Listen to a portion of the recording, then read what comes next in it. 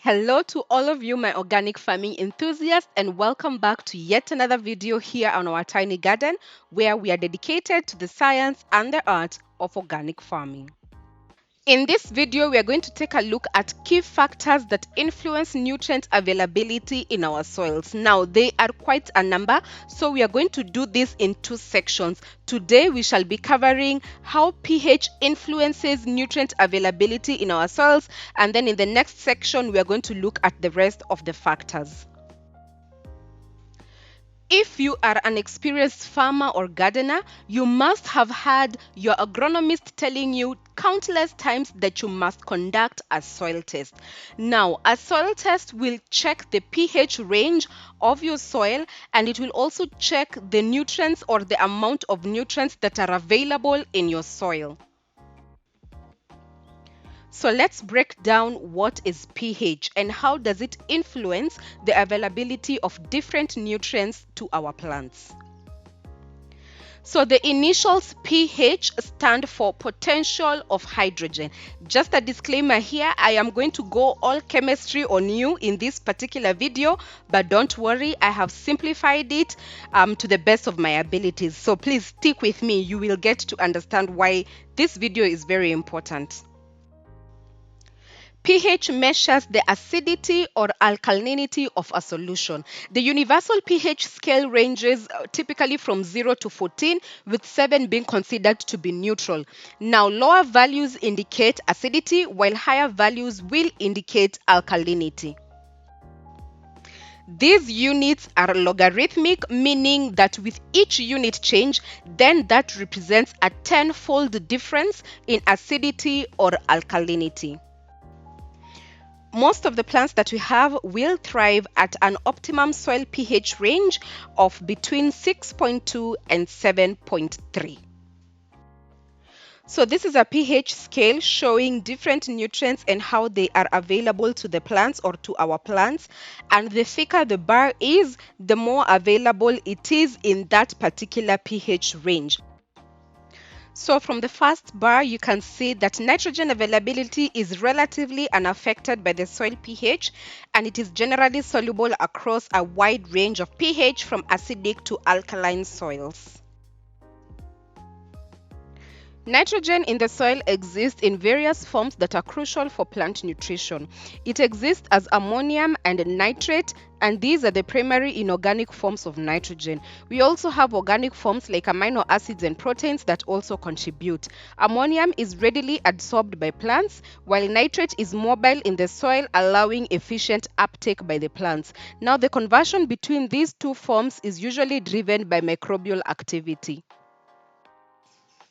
Phosphorus availability is optimal at a pH range of between 6 and 7. In highly acidic soils, phosphorus can form insoluble compounds and therefore reduces its availability to plants. On the flip side, phosphorus tends to react with calcium and becomes less accessible to plants in highly acidic soils. The primary inorganic forms are orthophosphate ions that can be transformed by soil processes into organic phosphates, making them less soluble.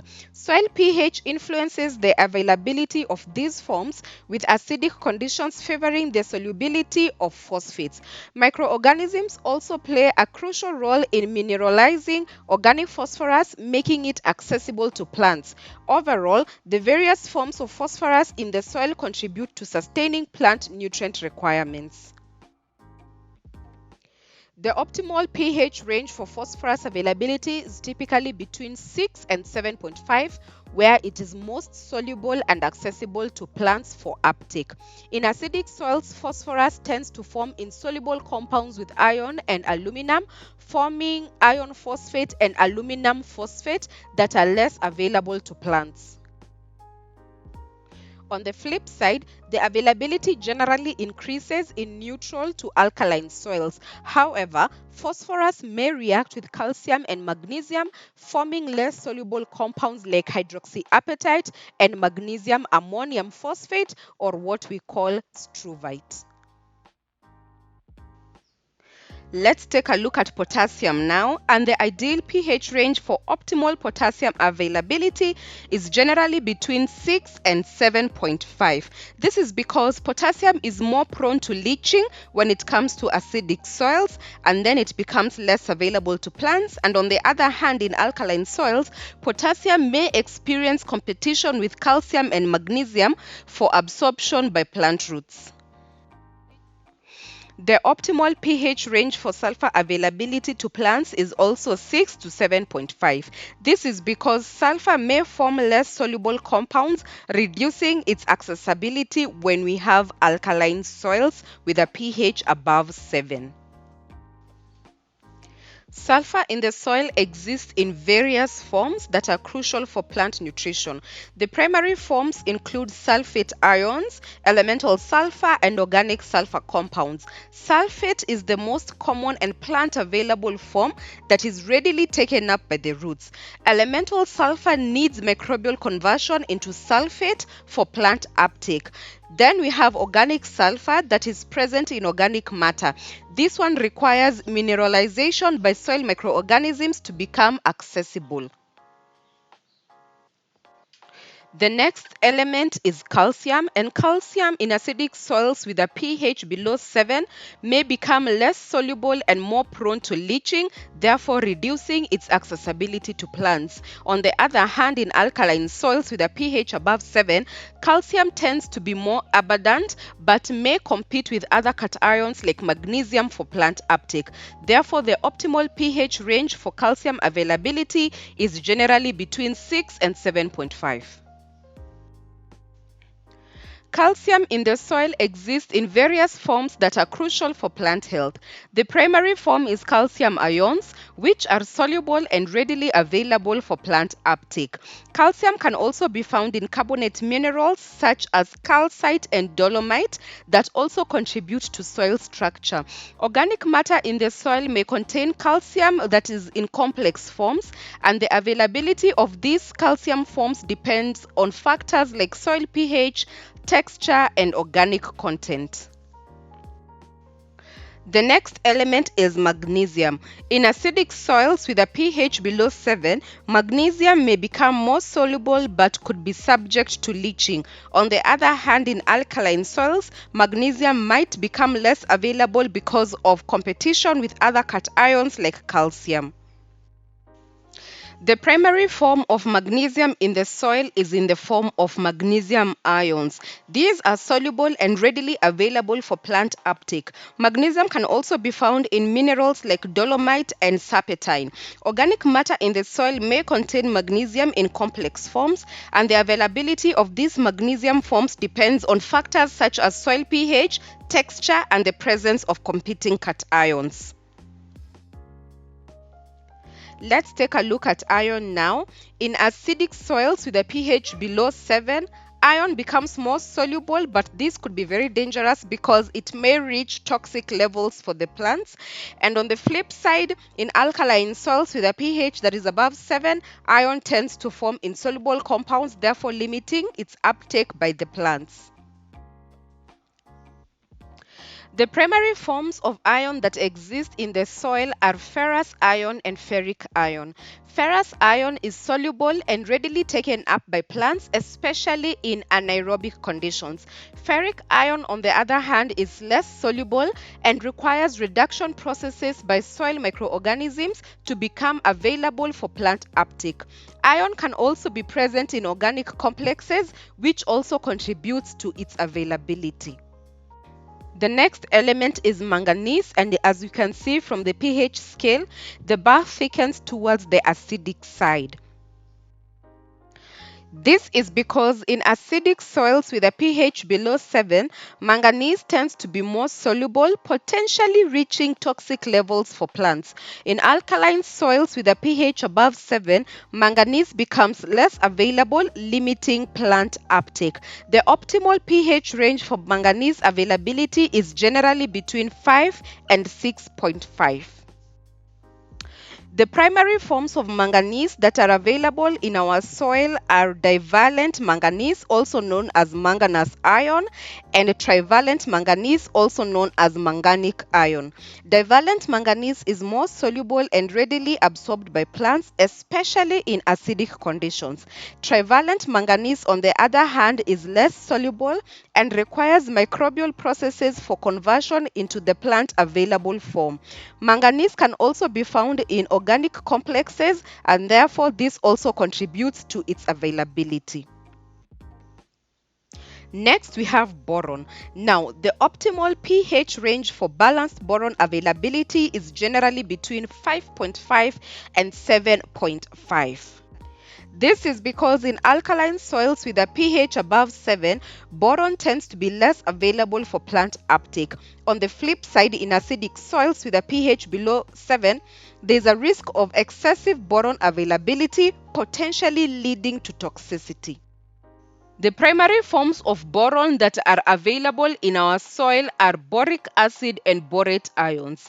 Boric acid is the dominant form in acidic soils, while borate ions become more prevalent in alkaline conditions. Boron can also form complexes with organic matter. The availability of these boron forms is definitely influenced by the pH, organic content, and clay minerals. Last but not least is copper and zinc. Now, the optimal pH range for copper availability is generally between 5 and 6.5. This is because in alkaline soils with a pH above 7, copper tends to form less soluble compounds, limiting its accessibility to plants. On the flip side, in acidic soils, copper becomes more soluble, potentially reaching toxic levels. The primary forms of copper that exist in our soils are copper ions and copper oxides. Copper ions are the most common and plant available forms of copper. Copper oxides, on the other hand, form oxides in well aerated soils such as cupric oxides, and these oxides are generally less soluble and less available to plants. Zinc has an optimal pH range of 5.5 and 7. This is because in alkaline soils, zinc tends to form less soluble compounds, therefore reducing its accessibility to plants. And on the flip side, in the acidic soils with a pH below 7, zinc becomes more soluble and may reach toxic levels.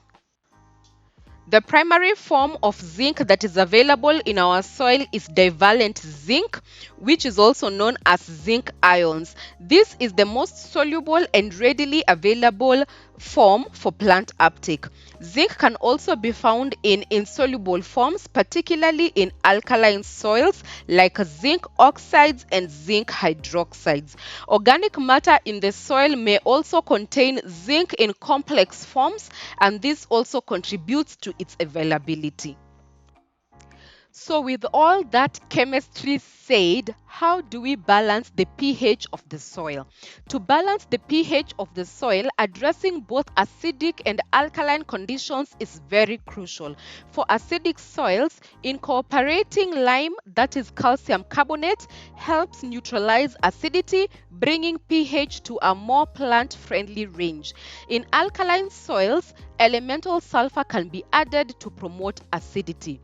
Organic matter acts as a natural buffer, helping maintain a stable pH. It releases acids in alkaline soils and bases in acidic soils, moderating pH fluctuations. This is why I am so passionate about organic farming, because continuous adding of compost and organic amendments enhances soil structure, microbial activity, and this contributes to a balanced pH environment that is beneficial for plant growth. Thank you so much for staying with me up to the end of this rather long video than usual. If you found this video to be informative, please do share it with someone who might be interested in this kind of content, and please do consider subscribing to my YouTube channel. In the next video, we are going to be looking at the rest of the factors that influence nutrient availability to our plants. Until then, happy gardening.